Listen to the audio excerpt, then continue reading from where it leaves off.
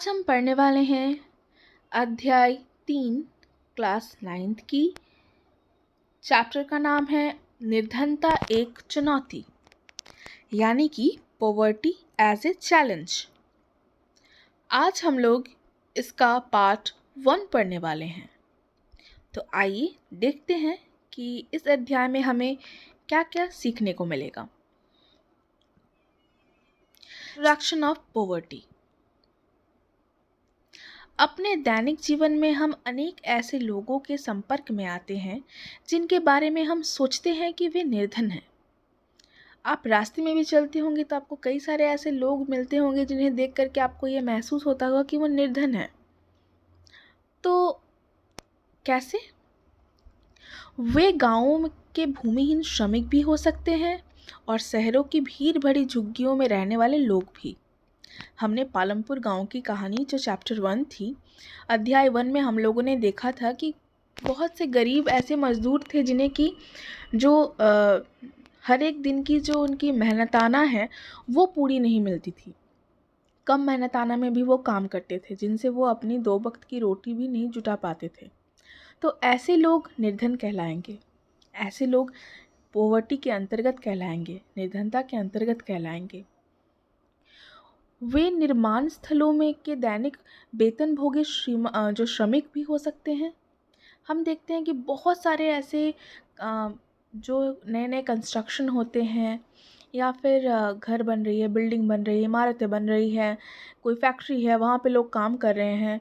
उन लोगों को भी जो है दैनिक तौर पे उन्हें पैसे मिलते हैं, लेकिन जब तक काम है तो उन्हें पैसे मिलते हैं, जब काम नहीं है तो उनके पास पैसे नहीं हैं, तब वो अपनी 2 वक्त की जो रोटी है उसे भी नहीं कमा के खा पाते हैं। तो ऐसे लोग निर्धन कहलाते हैं। और ढाबों में काम करने वाले बाल श्रमिक भी निर्धनता के अंतर्गत आते हैं। हम देखते हैं कि उनकी पढ़ाई लिखाई की अभी उम्र है, लेकिन वो उन सब को छोड़ करके क्या कर रहे हैं, दूसरे के होटल ढाबों में जा कर के काम कर रहे हैं। ना वो पढ़ पाए, ना वो जीवन में अच्छा कुछ कर पाएंगे, क्योंकि हमारा जो जीवन का आधार है वो स्वस्थ रहना, शिक्षा प्राप्त करना और एक अच्छा जीवन तभी हम बिता पाएंगे जब हम शिक्षित होंगे। जब हम शिक्षित होंगे तो हमें इस चीज़ का ज्ञान होगा कि क्या सही है क्या गलत है। उसके साथ ही स्वस्थ होना भी, यानी कि स्वस्थ होना भी बहुत महत्वपूर्ण है। हेल्थ केयर फैसिलिटीज़ भी बहुत महत्वपूर्ण होती है हमारी। लेकिन जो ढाबों में बच्चे काम करते हैं, बाल श्रमिक होते हैं, ना वो अपनी शिक्षा को पूरा कर पाते हैं और ना ही अपने जीवन स्तर को अच्छा कर पाते हैं, तो वो भी निर्धनता के अंतर्गत आते हैं। वे चित्रों में बच्चे उठाए भिखारी भी हो सकते हैं। आप देखते हैं रास्ते में कहीं गाड़ी से जा रहे होंगे तो बहुत सारे भिखारी आपको रास्ते में मिल जाएंगे, तो वो भी निर्धन कहलाएंगे। तो आइए देखते हैं ज़रा कुछ और महत्वपूर्ण बिंदुओं को। वास्तव में देश का हर चौथा व्यक्ति निर्धन है। वर्ष 2011 और 12 में भारत में मोटे तौर पर 270 मिलियन या 27 करोड़ लोग निर्धनता में जीते हैं। विश्व में भारत में सबसे अधिक निर्धनों का संकेंद्रण है। अब आइए देखते हैं निर्धनता के 2 विशिष्ट मामले। निर्धनता के जो है 2 विशिष्ट मामले हैं, 2 टिपिकल केसेस ऑफ पॉवर्टी। वो क्या क्या है आइए देख लेते हैं। तो निर्धनता के जो 2 विशिष्ट मामले हैं वो है शहरी निर्धनता और ग्रामीण निर्धनता। यानी कि शहरी निर्धनता का मतलब होता है अर्बन पॉवर्टी, ग्रामीण निर्धनता का मतलब होता है रूरल पॉवर्टी। जो शहरी निर्धनता है यानी कि अर्बन निर्धनता है, पॉवर्टी है, वो हमें शहरों में देखने को मिलती है। और जो ग्रामीण निर्धनता है यानी कि रूरल पॉवर्टी है, वो हमें गाँव में देखने को मिलती है। तो आइए देखते हैं एक एक करके दोनों को समझते हैं। सबसे पहले शहरी निर्धनता यानी कि अर्बन पॉवर्टी। हम यहाँ पे जो चित्र दिखा रहे हैं वहाँ पे हम एक व्यक्ति की कहानी को देखेंगे जिसका नाम है रामशरण। ठीक है, हम रामशरण की कहानी के ज़रिए ये बताएंगे कि शहरी निर्धनता आखिर है क्या। तो आइए देखते हैं ज़रा। 33 वर्षीय रामसरन झारखंड में रांची के निकट गेहूं के आटे की एक मिल में दैनिक श्रमिक के रूप में काम करता है। जब कभी उसे रोजगार मिलता है तो वो एक महीने के लगभग 1500 रुपये कमा लेता है। ये 6 सदस्यों के परिवार को चलाने के लिए पर्याप्त नहीं है, जिससे उसकी पत्नी और 6 माह से 12 वर्ष तक की आयु के 4 बच्चे शामिल हैं। उसे रामगढ़ के समीप गांव में रह रहे अपने बूढ़े माता पिता के लिए भी पैसे भेजने पड़ते हैं। उसके भूमिहीन श्रमिक पिता अपने जीवन निर्वाह के लिए रामशरण और हजारीबाग में रह रहे उसके भाई पर निर्भर हैं। रामसरन शहर के बाहरी क्षेत्र में स्थिर भीड़ भरी बस्ती में किराए पर एक कमरे के मकान में रहता है। यह ईंटों और मिट्टी के खपड़ों से बनी एक कामचलाऊ झोपड़ी है। उसकी पत्नी शांता देवी कुछ घरों में अंशकालिक नौकरी का काम करती है तथा 800 रुपये और कमा लेती है।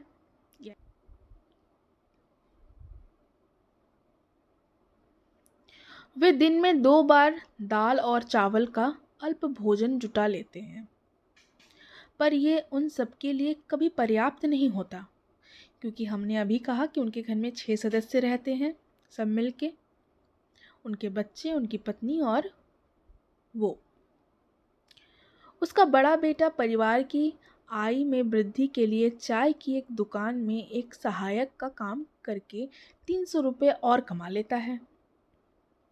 उसकी 10 साल की बेटी छोटे बच्चों की देखभाल करती है। कोई भी बच्चा स्कूल नहीं जाता, यानी कि जो रामसरन है और शांता की जो बच्चे हैं उनमें से कोई भी स्कूल नहीं जाता है। उनमें से प्रत्येक के पास 2 जोड़े फटे पुराने कपड़े ही हैं। नए कपड़े तभी खरीदे जाते हैं जब पुराने बिल्कुल पहनने योग्य नहीं रहते। जूते पहनना विलासिता है, यानी कि जो विलासिता के चीज़ें हैं वो बच्चे ना ही करते हैं, ना ही उसके माता पिता करते हैं। छोटे बच्चे अल्प पोषित रहते हैं। जब वे बीमार होते हैं तो उन्हें चिकित्सा की कोई सुविधा नहीं मिलती है।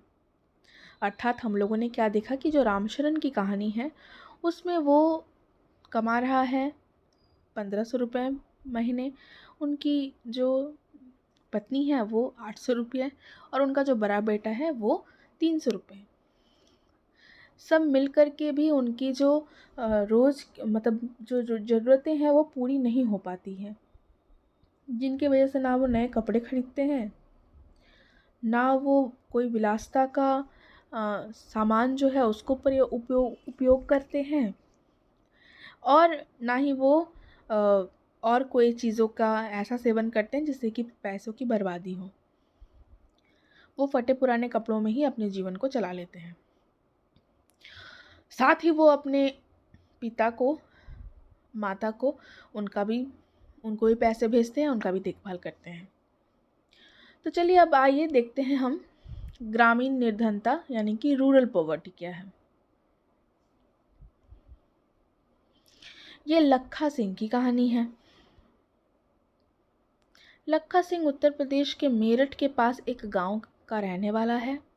उसके परिवार के पास कोई भूमि नहीं है, इसीलिए वो बड़े किसानों के लिए छोटे मोटे काम करता है।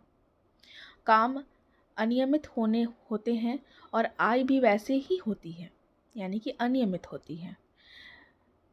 कई बार उसे पूरे दिन की मेहनत के बदले 50 रुपये ही मिलते हैं। हमने पालमपुर कहानी, जो गांव की कहानी है, उसमें देखा था जो मजदूरी करते हैं उन्हें उसके योग्य जो है मजदूरी नहीं मिल पाती है। वही कहानी है अब लखा सिंह की। उन्हें भी पूरे दिन मेहनत करने के बाद भी मेहनताना मात्र 50 रुपये ही मिलते हैं। लेकिन प्राय खेतों में पूरे दिन मेहनत करने के बाद उसे वस्तु के रूप में कुछ किलोग्राम गेहूँ, दाल या थोड़ी सी सब्जी ही मिल पाती है। 8 सदस्यों का परिवार हमेशा 2 वक्त का भोजन भी नहीं जुटा पाता।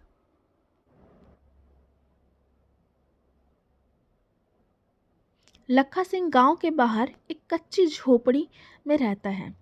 परिवार की महिलाएं पूरा दिन खेतों में चारा काटने और खेतों से जलाने की लकड़ियां बीनने में ही गुजार देती हैं। उनके पिता, जो कि मरीज थे, चिकित्सा के अभाव से 2 वर्ष पूर्व मृत्यु हो गई उनकी। उनकी माँ अब उसी बीमारी से ग्रस्त है और उसका जीवन भी धीरे धीरे क्षीण हो रहा है। यद्यपि परिवार में गांव में एक प्राथमिक विद्यालय है, लखा सिंह वहाँ भी नहीं गया कभी, यानी कि उसने पढ़ाई भी नहीं की। उसे 10 वर्ष की उम्र से ही कमाना शुरू करना पड़ा। नए कपड़े खरीदना कुछ वर्षों में ही संभव हो पाता है, यानी कि वो प्रतिवर्ष जो है नए कपड़े भी नहीं खरीदते हैं।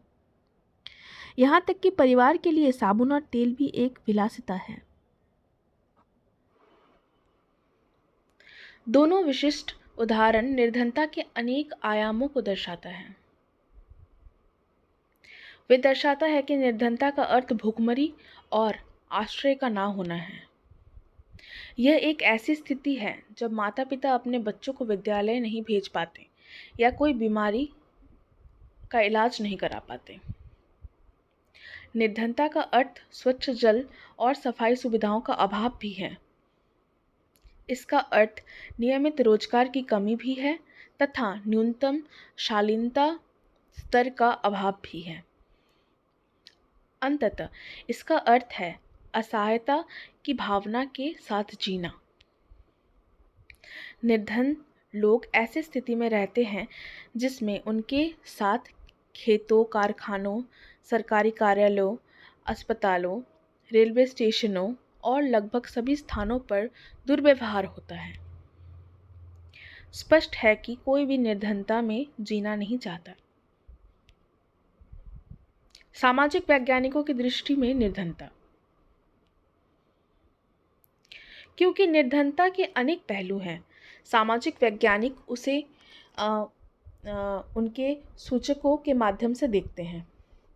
सामान्यतः प्रयोग किए जाने वाले सूचक वे हैं जो आय और उपभोग के स्तर से संबंधित है, लेकिन अब निर्धनता को निरक्षरता स्तर, कुपोषण के कारण रोग प्रतिरोधी क्षमता की कमी। निरक्षरता स्तर का मतलब क्या होता है? जो पढ़ने लिखने नहीं जानते हैं। कुपोषण के कारण जो कुपोषण के शिकार होते हैं, जिन्हें 2 वक्त की रोटी ना मिले तो वो कुपोषण के से ही शिकार हो जाएंगे, जिनसे कि उनकी प्रतिरोधी क्षमता कम हो जाती है रोगों के प्रति। वो रोगों से नहीं लड़ पाते क्योंकि उनके अंदर जो विटामिन मिनरल्स होने चाहिए वो नहीं है। स्वास्थ्य सेवाओं में कमी, जिन लोगों को स्वास्थ्य सेवाएं नहीं मिल पाती हैं। रोजगार के अवसरों में कमी, उन्हें रोजगार भी नहीं प्राप्त हो पाता है क्योंकि सबसे बड़ी बात है कि वो निरक्षर है और वो काम करने के लिए स्वास्थ्य होना ज़रूरी है और उनके पास वही चीज़ नहीं है, जिससे कि वो कुशल नहीं बन पाते हैं। सुरक्षित पेयजल एवं स्वच्छता तक पहुंचने की कमी, वो ना ही वो ऐसे जगहों में रहते हैं, ना ही वो सुरक्षित पेयजल पा पाते हैं, ना ही वो स्वच्छता से रह पाते हैं। हम देखते हैं वो आमतौर बहुत मास एरियाज़ में रहते हैं जहाँ पे गंदगी ही हमें देखने को मिलेगी। आदि जैसे अन्य सामाजिक सूचकों के माध्यम से भी देखा जाता है किसे? निर्धनता को। सामाजिक अपवर्जन और असुरक्षा पर आधारित निर्धनता का विश्लेषण अब बहुत सामान्य होता जा रहा है। यानी कि जो सामाजिक अपवर्जन है और असुरक्षा है, ये दोनों एक बहुत ही महत्वपूर्ण पहलू है जिसके ज़रिए ही हम निर्धनता को देख रहे हैं और विश्लेषित कर रहे हैं। तो आइए ज़रा जान लेते हैं ये सामाजिक अपवर्जन और असुरक्षा क्या है।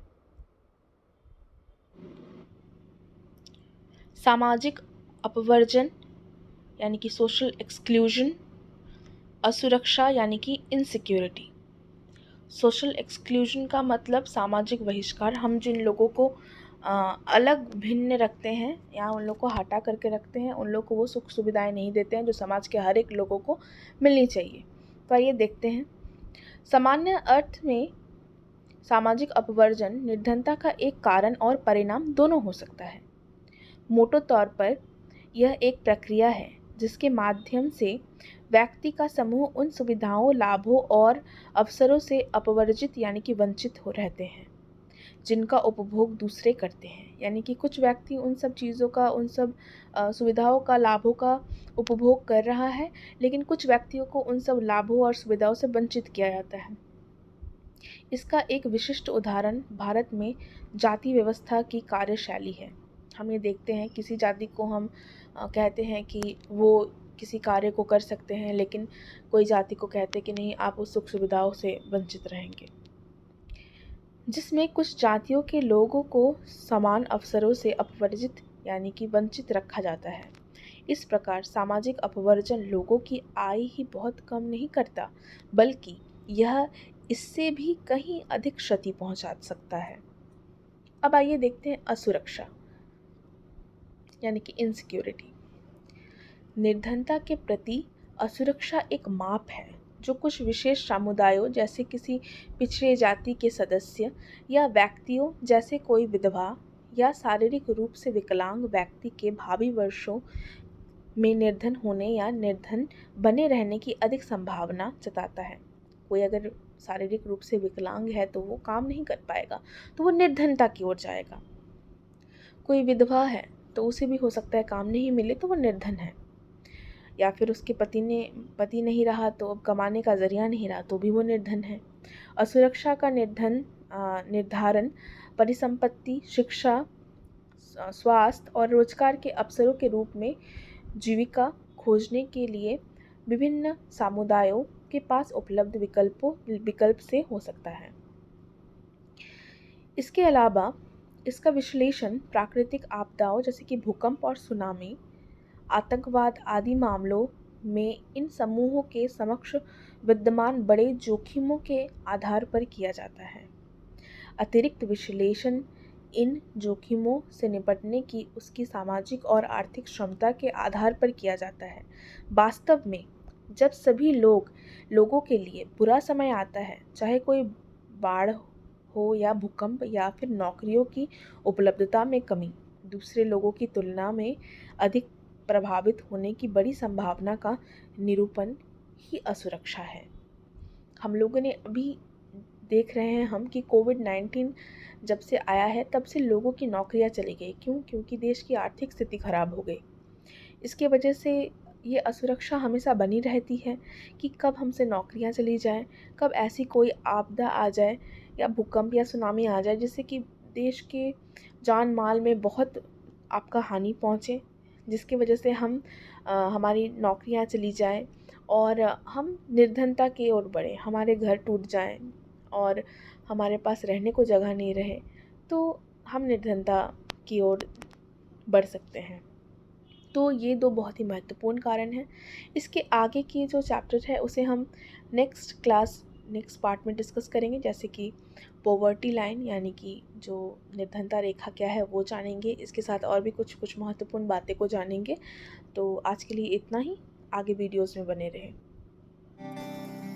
Thanks for watching the video till the end. आप ऐसे आगे वीडियोस में बने रहें। इस चैप्टर में कोई भी डिफ़िकल्टी हो तो प्लीज़ आप नीचे कमेंट बॉक्स पे अपने कमेंट को लिख के हमें अपने डिफ़िकल्टीज़ को बता सकते हैं। और please don't forget to click on the like, subscribe and on the bell button.